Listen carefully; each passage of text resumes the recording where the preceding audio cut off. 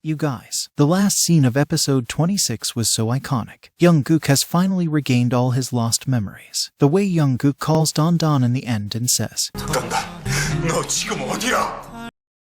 In episode 27, we will see Hyung and Don meeting, and Hyung would hug Don and would never let her go. Don would want to ask if he was playing around with her while he promised Sa-ra for marriage, but Hyung would clear all the confusion and let Don know about the whole truth of how Sa-ra deceived him. As we can see in episode 27 preview, Don and Hyung have finally gotten back together. This time Hyung would want to do things the proper way. All this experience of losing his memories taught Hyung a lot about life. So, he wouldn't want to waste his time thinking about the age gap between him and Miss Park. He would ask Miss Park if she's okay that they tell the kids about their relationship. Don would first be a little worried, but she'll realize that this is the right way, and also she will realize that Mr. Lee is genuine about their relationship. Don would take up the responsibility of breaking the news of their relationship with the children. Jenny would be not enjoying this idea because it already took her time to accept Sa-ra and his dad, and now she's hearing about this new pairing. Also, she considers Miss Park as her tutor and never imagined for her to be her mother. Due to Jenny's disapproval, Miss Park and Hyung would not be able to date, and they'll have to keep a distance. And I also have a feeling that due to Jenny, Sa-ra might be able to come back to Mr. Lee's house too, because we see in the preview, Sa-ra is outside Mr. Lee's house when she's confronted by her ex-husband. But Se-chan and Se-jong would like the idea of Miss Park and their dad being together. Se-chan would talk to Se-jong and say how it's better to have Miss Park as their mom than Sa-ra. Both Se-jong and Se-chan would help bring Miss Park and Hyung closer and help them date. It would take a while for Jenny to accept them, but when she'll see his dad being so happy around Miss Park, she'll eventually accept their relationship. On the other hand, Mrs. Wang would completely back out that she ever did anything in manipulating Mr. Lee when his memories were gone.